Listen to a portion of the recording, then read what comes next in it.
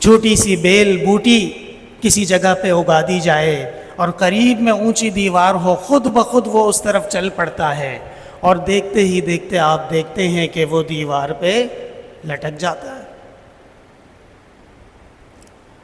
یہ شعور ہے۔ اور صرف پودوں تک ہی نہیں، پہاڑوں میں، وادیوں میں بڑے بڑے پتھر اور چٹانیں اپنی جگہیں چھوڑ دیتی ہیں، گر جاتی ہیں، الٹ جاتی ہیں، راستے بند کر دیتی ہیں، دریا بند کر دیتی ہیں۔ یہ کیوں کرتی ہیں؟ وَإِنَّ مِنَ الْحِجَارَةِ لَمَا يَتَفَجَّرُ مِنْهُ الْأَنْهَارُ وَإِنَّ مِنْهَا لَمَا يَشَّقَّقُ فَيَخْرُجُ مِنْهُ الْمَاءُ وَإِنَّ مِنْهَا لَمَا يَهْبِطُ مِنْ خَشْيَةِ اللَّهِ۔ اللہ نے فرمایا یہ میری خشیت کی وجہ سے گر جاتے ہیں، یہ اللہ کے خوف کی وجہ سے ٹوٹ جاتے ہیں، اللہ کے خوف کی وجہ سے جگہ چھوڑ دیتے ہیں۔ ثابت ہو گیا کہ وما ارسلناک الا رحمۃ للعالمین، جناب محمد الرسول اللہ صلی اللہ علیہ وسلم صرف انسان کے پیغمبر نہیں بلکہ آپ تمام موجودات کے لیے رحمت بن کر آئے ہیں۔ جب یہ تمام مخلوقات شعور رکھتے ہیں تو لازم ہے کہ یہ فطرت کے اوپر چلے، فطرت اللہ التی فطر الناس علیہا، وہ فطرت، وہ طریقہ، وہ شعور، وہ وے آف لائف جس کے اوپر اللہ تعالیٰ نے ان کو زندگی گزارنے کا اصول بتا دیا ہے، اسی اصول پہ وہ چلے گی تو ٹھیک ہے، اگر وہ اس اصول پہ نہ چلے تو تباہی اس کی منتظر ہے۔ جو جانور اپنے شعور سے ہٹ جاتا ہے، لوگ سمجھ جاتے ہیں کہ اب یہ باولا ہو چکا ہے، اس کا دماغ نے کام چھوڑ دیا ہے، اور ہر آدمی اس سے بچتا ہے۔ اور جو درخت اور جو پھول بوٹیاں اپنے بہترین حالات سے ہٹ جائیں تو دیکھتے ہی دیکھتے وہ سوکھ جاتی ہیں، نام و نشان مٹ جاتا ہے۔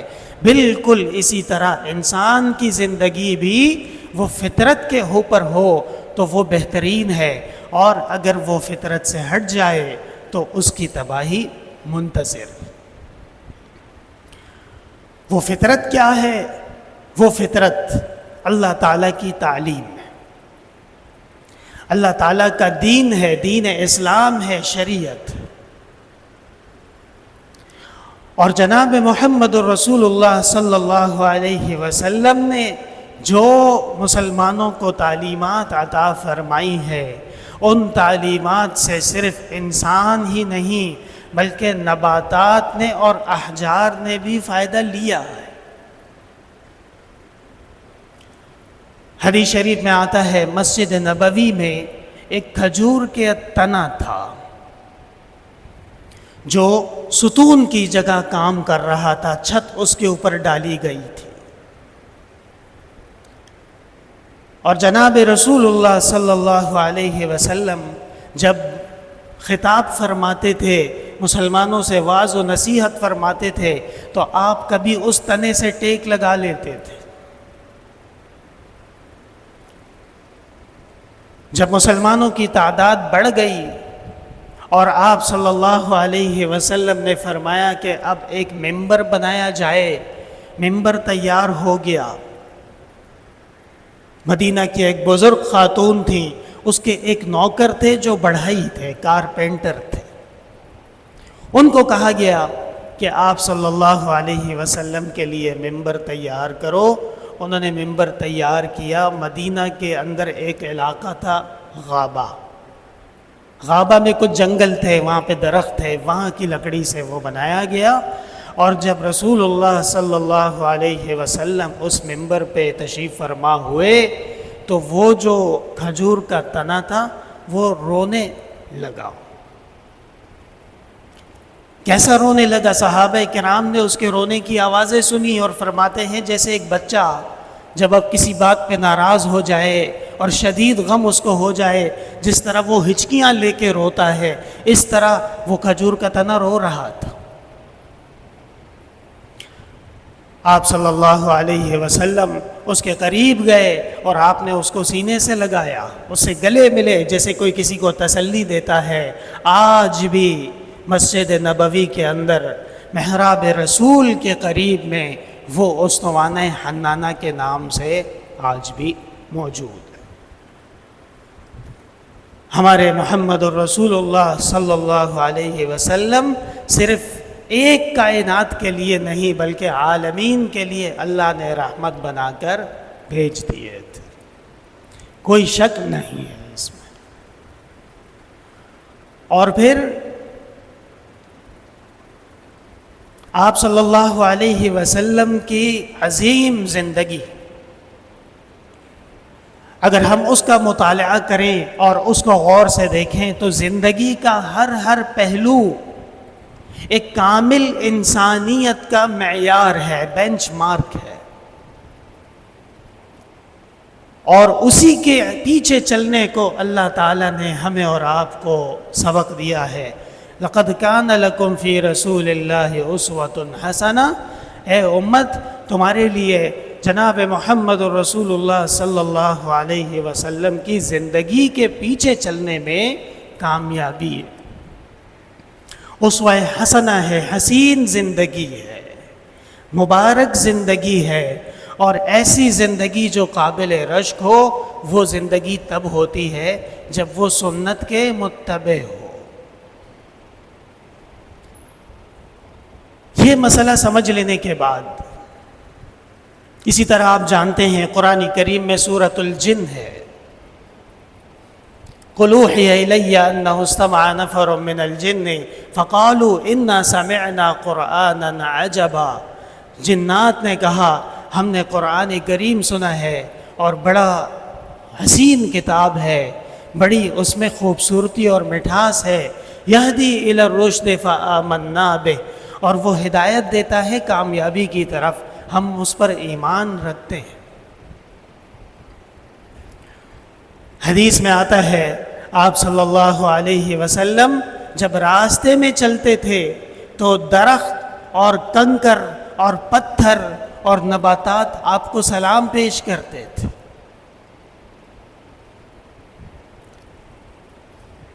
اور مکہ مکرمہ کے قریب وادی غبی کے نام سے ایک جگہ ہے، میں نے اپنے اساتذہ سے سنا کہ حدیث میں واقعہ موجود ہے، جناب محمد الرسول اللہ صلی اللہ علیہ وسلم تشریف لے جا رہے تھے اور راستے میں ایک ہرنی آپ کو ملی، ہرن،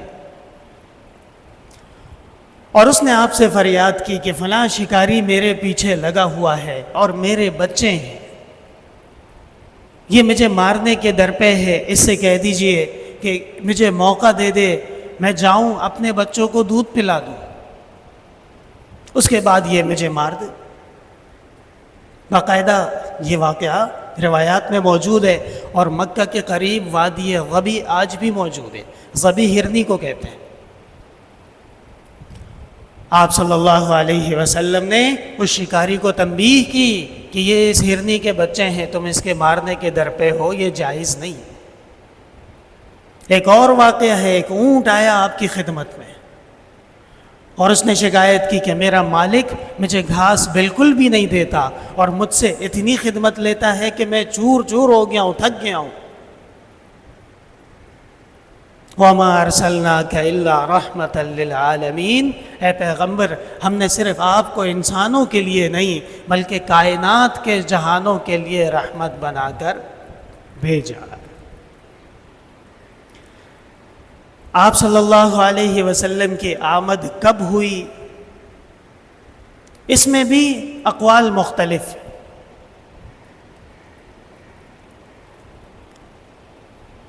حضرت شیخ عبد القادر جیلانی رحمۃ اللہ علیہ جو بہت بڑے اللہ کے ولی بغیر کسی شک شبے کے گزرے ہیں، بغداد میں حضرت کی آخری آرام گاہ ہے۔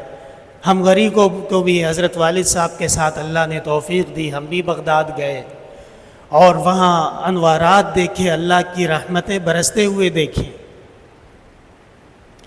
حضرت نے اپنی تصانیف میں جناب رسول اللہ صلی اللہ علیہ وسلم کی ولادت کا مہینہ محرم ذکر کیا ہے۔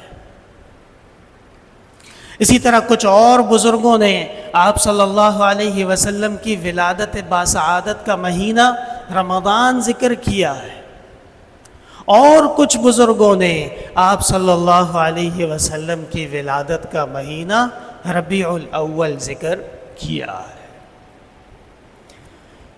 ان تینوں میں سے جو سب سے مضبوط رائے ہے وہ ربیع الاول ہے۔ اب مسئلہ جو سمجھنا ہے وہ یہ ہے کہ دیکھیں، اسلام کے اندر جتنے بھی فرائض ہیں اس میں دو باتیں نہیں ہیں، ایک بات ہی ہے بس۔ حج کس دن ہونا ہے؟ 9 ذی الحجہ کو عرفات پہنچ گئے، حج ہو گیا۔ مجھے ایسا بندہ امت میں دکھا دیجئے جو کہے کہ حج 9 کو نہیں ہوتا، 10 کو ہوتا ہے، یا حج 9 کو نہیں ہوتا، 7 کو ہوتا ہے۔ آپ بھی جانتے ہیں، ہم بھی جانتے ہیں، اسلام کے اندر 2 عیدیں ہیں جو جناب رسول اللہ صلی اللہ علیہ وسلم مناتے تھے، عید الاضحیٰ اور عید الفطر۔ رمضان مکمل ہو جائے، شوال کی پہلی تاریخ کو عید الفطر ہے، مجھے ایسا امتی کوئی دکھا دیجئے جو کہتا ہو کہ عید الفطر وہ 1 کو نہیں 2 کو ہے، یا 2 کو نہیں 4 کو ہے، ایک قول تو دکھا دیجئے۔ نہیں ہے، حاشا وکلا، کہیں پر بھی نہیں ہے۔ 10 ذی الحجہ کو قربانی کرنی ہے، عید الاضحیٰ کا دن ہے، ہمیں کوئی ایسا قول تو دکھا دیجئے جو کہے کہ عید الاضحیٰ 10 کو نہیں ہے، 8 کو ہے، 7 کو ہے، ہرگز نہیں۔ رمضان المبارک کا روزہ فرض ہے، پہلے رمضان سے شروع ہوگا اور 30-29 تک جائے گا۔ کوئی ایک فرد ایسا دکھا دیجئے جو بولتا ہو کہ نہ 1 سے نہیں ہوتا بلکہ 25 شعبان سے شروع ہوتا ہے۔ ایام تشریق 9 ذی الحجہ سے 13 تک چلتی ہیں، کیسے افراد دکھا دیجئے جنہوں نے کہا ہو کہ ایام تشریق ذی الحجہ میں نہیں ہے، محرم میں، ہرگز نہیں۔ پتہ چلا کہ یہ سارے کے سارے وہ اعمال ہیں جو اعمال جناب رسول اللہ صلی اللہ علیہ وسلم کی سنت سے ثابت، اور آپ کی ولادت باسعادت یہ آپ صلی اللہ علیہ وسلم کی حیات طیبہ میں کتنی مرتبہ گزری؟ 63 مرتبہ یا 64 مرتبہ یا 65 مرتبہ جو آپ کی عمر تھی۔ تو 65 سال ایک عمل کیا گیا ہو، 65 سال اس کی اہتمام کیا گیا ہو، اور ہمارے صحابہ اتنے کمزور تھے کہ وہ آپ کی سالگرہ یاد نہ رکھ سکے، ہرگز نہیں ہو سکتا۔ کون سے صحابہ؟ صلح حدیبیہ کے موقع پہ کفار نے سہیل ابن عمر اور ان کے ساتھیوں کو آپ صلی اللہ علیہ وسلم کی خدمت میں بھیجا مذاکرات کرنے کے لیے۔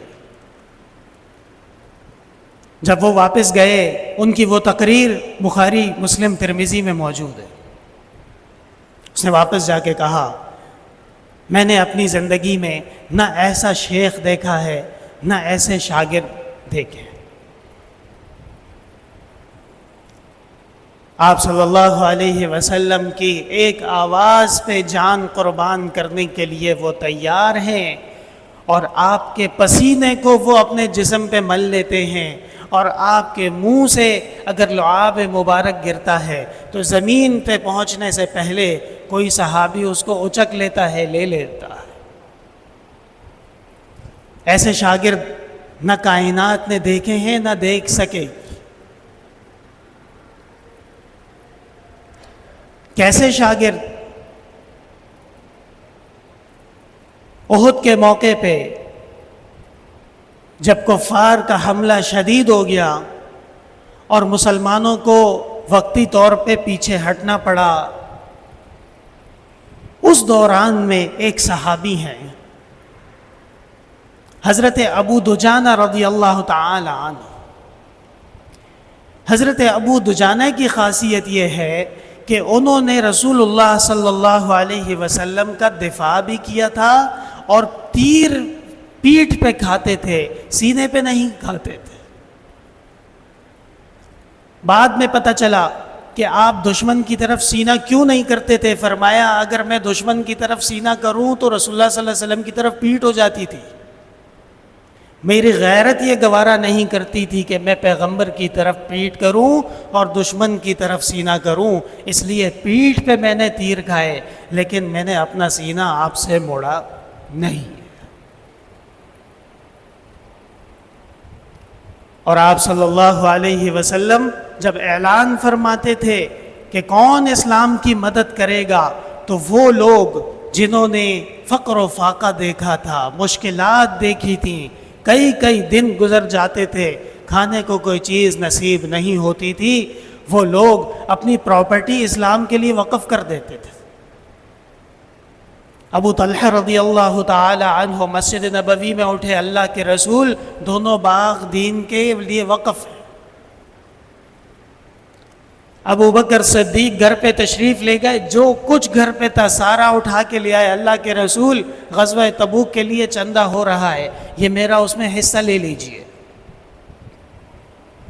عمر بن الخطاب گھر تشریف لے گئے اور جو کچھ ملا اس کا آدھا حصہ گھر والوں کو دیا، آدھا لے کے آ گئے اور اسلام کے نام پہ قربان کر دیا۔ کون سے صحابہ؟ وہ صحابہ جن کو اللہ تعالیٰ نے دین کی وجہ سے، اسلام کی وجہ سے اور جناب رسول اللہ صلی اللہ علیہ وسلم کی وجہ سے عظیم لیڈر بنا دیا تھا۔ گزشتہ رات ہماری تفسیر میں سبق گزرا، حضرت ابو ہریرہ رضی اللہ تعالی عنہ یتیم مسکین صحابی تھے،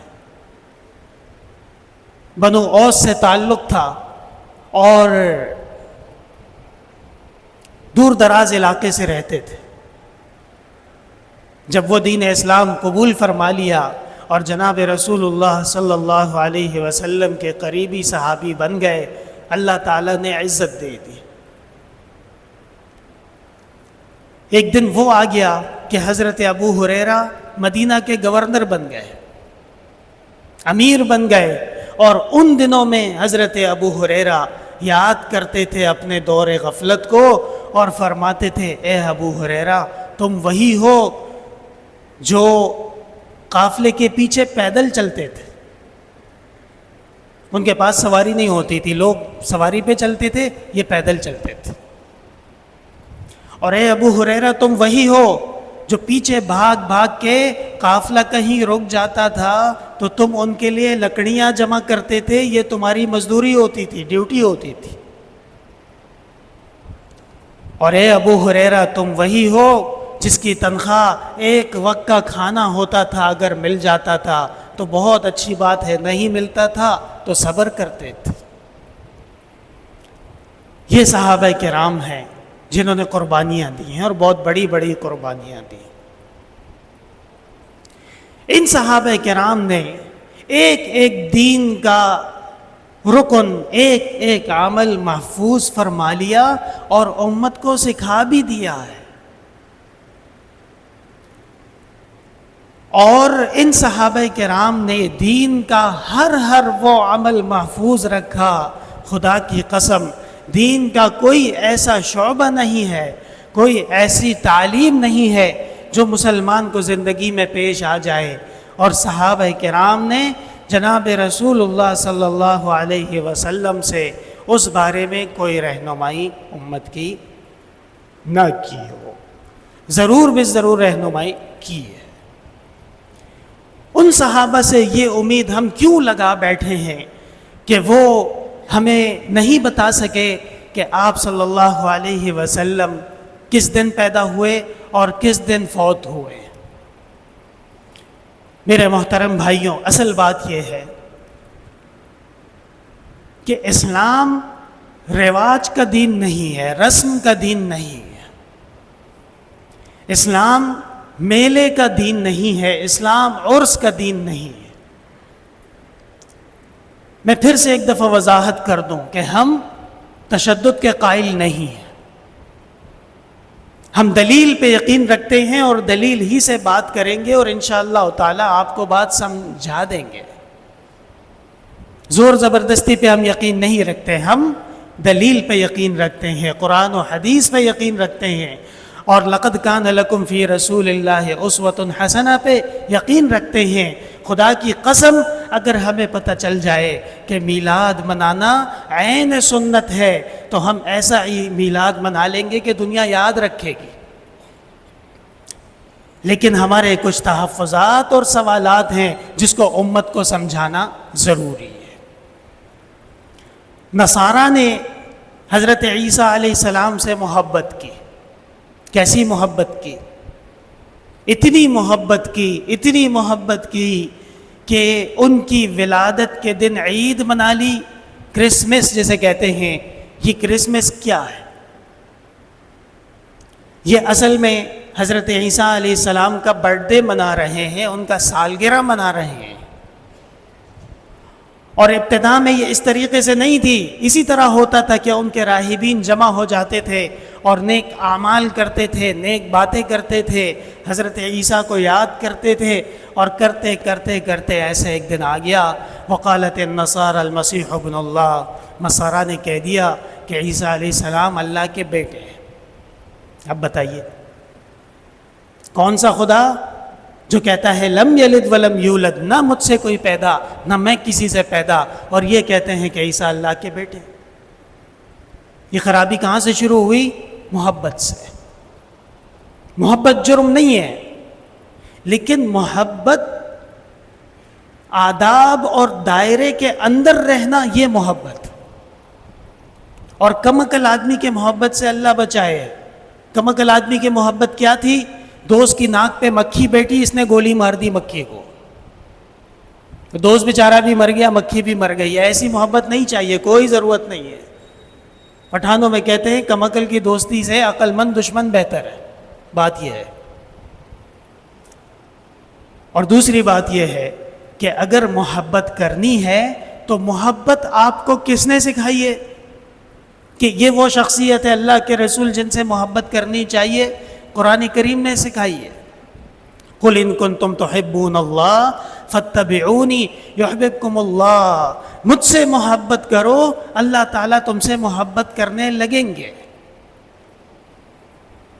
من صلی علی واحدا صلی اللہ بہ عشرا، جس نے مجھ پہ ایک مرتبہ درود بھیجا اللہ تعالیٰ اس پہ 10 مرتبہ رحمتیں نازل فرماتے ہیں۔ یہ محبت ہی تو ہے، اور کیا ہے؟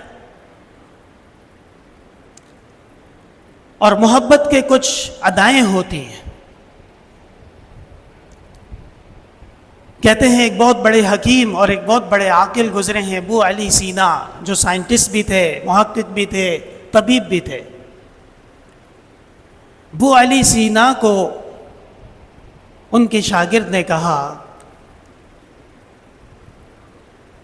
استاد صاحب آپ کو اللہ نے بہت بڑا علم دیا ہے، بڑا مقام دیا ہے، بڑی عزت دی ہے، کیوں نہ آپ نبوت کا دعویٰ کر لیں؟ اور اگر آپ نبوت کا دعویٰ کر لیں تو لوگوں کی ایک بہت بڑی تعداد آپ کے ساتھ ہو جائے گی، آپ کو نبی ماننے پہ تیار ہو جائے گی۔ عجیب بات کہی شاگرد نے۔ کہتے ہیں کہ شیخ نے جواب نہیں دیا، شیخ خاموش رہے، صرف اس کو ایک نظر دیکھا اور خاموش رہے۔ کچھ دن بعد سخت سردی کا موسم تھا اور جاڑا چل رہا تھا، ہوائیں چل رہی تھیں، ٹھنڈی بارش ہو رہی تھی۔ شیخ کو تہجد پڑھنی تھی۔ اپنے شاگرد سے کہا اٹھو اور میرے لیے پانی گرم کرو، وضو کروں گا، تہجد پڑھنی ہے۔ شاگرد صاحب بستر میں گھسے ہوئے تھے، رضائی لپیٹی ہوئی تھی۔ کہنے لگے شیخ یہ بتائیے کہ تہجد پڑھنا فرض تو نہیں ہے؟ تہجد پڑھنا واجب بھی نہیں ہے، آپ کی عمر بھی زیادہ ہے، سردی بھی بہت ہے، کیوں آپ تہجد پڑھتے ہیں؟ چھوڑ دیجئے۔ شیخ ابو علی سینا خاموش ہو گئے کہ اچھا جی اب یہ بات بھی اس نے کر دی۔ کہتے ہیں اسی دوران میں کہیں دور سے آواز آئی، اشہد ان محمد رسول اللہ۔ مؤذن نے اذان دے دی، اور مؤذن نے اذان میں کہا اشہد ان محمد رسول اللہ، گواہی دیتا ہوں محمد اللہ کے رسول۔ تب شیخ نے شاگرد کو کہا بات سنو، آپ نے مجھے کہا کہ نبوت کا دعویٰ کر لیجئے، پورا شام آپ کے ساتھ ہو جائے گا، اتنی بڑا علم آپ کو خدا نے دیا ہے، اتنے بڑے آپ محقق اور اتنے بڑے آپ فلسفی ہیں، اور میرا حال یہ ہے کہ میں تمہیں کہتا ہوں کہ میرے لیے تہجد کا گرم پانی نکالو، اور تم کبھی کہتے ہو کہ یہ فرض تو نہیں ہے، کبھی کہتے ہو یہ واجب تو نہیں ہے، تعویلات کرتے ہو، بستر سے نکلنے کے لیے تیار نہیں ہو۔ اور مؤذن کو دیکھو کہ ٹھنڈی رات میں سخت آندھی اور بارش میں مینار پہ چڑھا ہوا ہے، اور اشہد ان محمد رسول اللہ کی صدائے بلند کر رہا ہے۔ رسول اللہ جو ہوتا ہے اس کے وفادار ایسے ہوتے ہیں، میں اور تم کچھ بھی نہیں ہیں۔ اگر میں رسول ہونے کا دعویٰ کر دوں تو میرے صدیق تم ہوگے، اور تم اپنی شکل دیکھو اور حرکتیں دیکھو۔ ابو علی سینا نے کیا زبردست جواب دیا۔ اصل میرے بھائیوں بات یہ ہے کہ جناب رسول اللہ صلی اللہ علیہ وسلم سے اگر محبت کرنی ہے تو مبارک ہو، بشارت ہو، اور جنت کی آپ کو یقین دی جاتا ہے۔ وَمَنْ أَصْدَقُ مِنَ اللَّهِ قِيلًا، قرآن کہتا ہے جو ہمارا وعدہ ہے وہ سچا ہے، اور ہم سے زیادہ سچا کائنات میں کوئی ہے ہی نہیں۔ لیکن محبت کے کچھ اصول ہیں۔ محبت کے کیا اصول ہیں؟ حضرت ابو بکر صدیق رضی اللہ تعالی عنہ کی زندگی کا مطالعہ کیجیے۔ وہ ایسے محبت کرنے والے ہیں کہ اللہ نے بھی قرآن میں فرمایا کہ یہ آپ سے محبت کرتے ہیں۔ صاحب اذ یقول لصاحبہ لا تحزن، صاحب کسے کہتے ہیں؟ ہم مجلس کو کہتے ہیں، ساتھی کو کہتے ہیں، یار کو کہتے ہیں۔ اگر محبت کرنی ہے، عمر بن الخطاب رضی اللہ تعالی عنہ، معدل هذه الامہ، فاروق هذه الامہ، مقوم الاسلام، اور محمد الرسول اللہ صلی اللہ علیہ وسلم کے جان نثار کمانڈر، ان کی زندگی کو دیکھیے، اور ہم بھی آپ کے ساتھ چلتے ہیں۔ ہمیں دکھائیے، اگر حضرت عمر نے جھنڈیاں لگائی تھیں ہم بھی لگائیں گے، کیوں نہیں لگائیں گے؟ ضرور لگائیں گے۔ لیکن اگر نہیں لگائی تھی تو پھر یہ بات کہنا بند کرو کہ یہ لگانا ضروری ہے۔ محبت کرنی ہے، فَإِنْ آمَنُوا بِمِثْلِ مَا آمَنْتُمْ بِهِ فَقَدْ اهْتَدَوْا، قرآن نے معیار بیان کر دیا ہے۔ یہ ایمان لائیں، اور ایسا ایمان لائیں جیسا ایمان صحابہ لا چکے ہیں۔ فَقَدْ اهْتَدَوْا، تو یہ ہدایت یافتہ ہوں گے۔ وَإِن تَوَلَّوْا، اور اگر یہ صحابہ والے ایمان سے ہٹ گئے، فَإِنَّمَا هُمْ فِي شِقَاقٍ، تو گمراہی ان کے منتظر ہے۔ اربل ایک شہر ہے عراق کے اندر، کردوں کا علاقہ ہے، صلاح الدین ایوبی بھی اسی علاقے کے تھے، اور صدام حسین بھی کرد تھے۔ اربل میں ایک بادشاہ ایک اور گزرا ہے، اس کا نام بھی صلاح الدین تھا۔ یہ وہ بادشاہ ہے جس نے پہلی مرتبہ باقاعدہ آفیشلی اپنی سلطنت میں، اپنے شہر میں اعلان کیا تھا کہ مسلمان سب مل جائیں اور میلاد منا لیں، اور اسی وقت میں بھی بہت سارے علماء نے اس پہ آواز اٹھائی تھی کہ یہ جو آپ عمل کر رہے ہیں یہ سنت نہیں ہے، اور دلیل کے اوپر بات ہوگی وہی بات ہے۔ اگر کوئی ناراض ہوتا ہے تو ہم اس سے معذرت بھی چاہیں گے، لیکن بات یہ ہے کہ اگرچہ بت ہیں جماعت کے آستینوں میں، مجھے ہے حکم ازاں لا الہ الا اللہ، ہم لا الہ الا اللہ کا درس دیں گے، اور لا الہ الا اللہ کا درس یہ ہے لقد کان لکم فی رسول اللہ اسوۃ حسنہ، ہمیں رسول اللہ صلی اللہ علیہ وسلم کی زندگی میں اسوہ حسنہ ہے۔ اربل کے بادشاہ نے پہلے مرتبہ میلاد منایا، اس سے پہلے پوری امت کو چیلنج ہے، لاؤ ریکارڈ اٹھا کے، تاریخ اٹھا کے، اور ہمیں بھی دکھاؤ اگر کسی نے میلاد منایا ہے تو ہم اس کو دیکھ لیتے ہیں۔ ہرگز نہیں۔ 1,24,000 صحابہ رسول اللہ صلی اللہ علیہ وسلم کے صحابہ گزرے، 2-4 نہیں تھے، 100-150 بھی نہیں تھے، 10,000 20,000 بھی نہیں تھے، اور ان صحابہ نے جس امانت سے دین پہنچایا ہے۔ شاگرد عبداللہ ابن مسعود کے پاس جاتے تھے، حضرت نماز سکھا دیجئے، فرماتے تھے کھڑے ہو جاؤ میرے پیچھے، میں نماز پڑھاتا ہوں۔ عثمان ابن عفان کے پاس جاتے تھے، حضرت وضو کیسے کرنا ہے، تو ہاتھ کیسے دھونے ہیں، سر کا مسح کیسے کرنا ہے، کانوں میں انگلیاں کیسے دینی ہے، اس کا طریقہ صحابہ نے نقل کیا ہے، کہ لیکن پیغمبر نے جو میلاد منایا اس کا طریقہ نقل نہیں کیا۔ کیوں؟ اس کیوں کا جواب میرے پاس نہیں ہے، یہ وہ دے گا جو مدعی ہے۔ بات یہ ہے۔ اور میرے محترم بھائیوں، قل ان کنتم تحبون اللہ فاتبعونی، دین اسلام کے اندر کون سی ایسی حدیث، کون سی ایسی آیت، کون سا ایسا قول ذری ہے جس میں کہا گیا ہو کہ اگر مجھ سے محبت کرتے ہو تو میری ولادت کے دن تم نے جھنڈے بھی لگانے ہیں، نعتیں بھی پڑھنے ہیں، جلوس بھی نکالنے ہیں؟ کدھر ہے؟ ادھر ادھر کی بات نہیں کریں گے۔ بعد میں لوگوں کی گھڑی میں کہانیاں تو بہت ہوتی ہیں، ہمیں خیر القرون میں دکھائیے، ہمیں اصحاب رسول کے عمل میں دکھائیے، ہمیں تابعین کے عمل میں دکھا دیجیے۔ یہ تو ہو گیا تصویر کا ایک رخ۔ اب میں اختصار کے ساتھ بات ختم کروں گا۔ تصویر کا دوسرا رخ کرنا کیا ہے؟ حضرت سید احمد سرہندی رحمۃ اللہ علیہ، مجدد الفسانی، ہندوستان کے سرزمین پہ مسلمانوں کے دین کے بہت بڑے جھنڈا اور بہت بڑے ستون ہیں۔ جب انہوں نے اپنی شاگردوں کو تقریر کی اور نصیحت کی، آخر میں فرمایا میاں بات یہ ہے کہ اللہ سے دعا مانگا کرو کہ یا اللہ آپ صلی اللہ علیہ وسلم سے محبت نصیب فرما دے، اور اے اللہ جب تک زندہ ہوں زندگی رسول اللہ صلی اللہ علیہ وسلم کے طریقے پر گزارنے کی توفیق دے دیجیے، اور جب مر جاؤں تو جناب رسول اللہ صلی اللہ علیہ وسلم کی امتیوں کے ساتھ مجھے بھی اٹھا لیجیے۔ بس اتنی سی دعا ہے۔ اب اس دعا پہ عمل کرنے کے لیے آج سے آپ عمل پیرا ہو جائیے۔ معاذ ابن جبل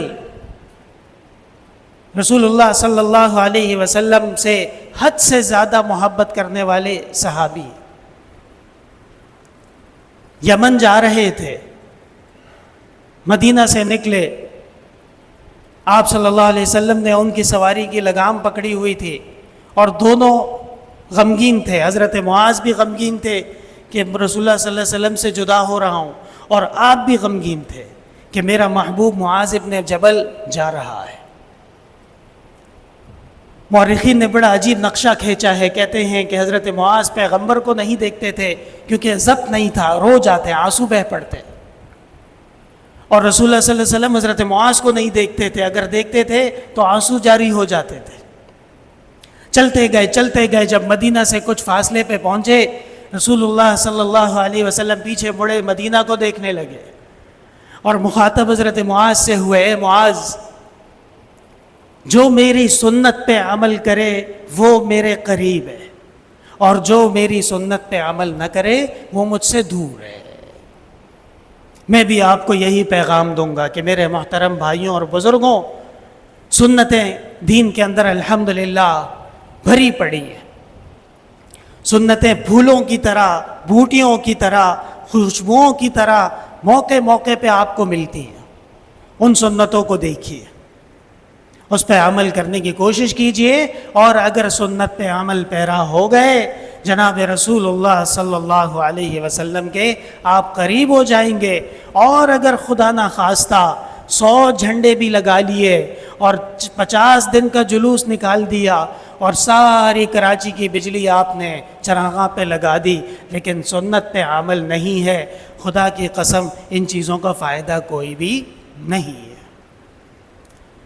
ان لوگوں سے سوال پوچھنا چاہیے کہ آپ نے جلوس تو نکال لیا، آپ نے میلاد تو منا لیا، اس سے کون سی سنت آپ نے سیکھی ہے؟ وہ سنت ہمیں بھی بتا دیجئے۔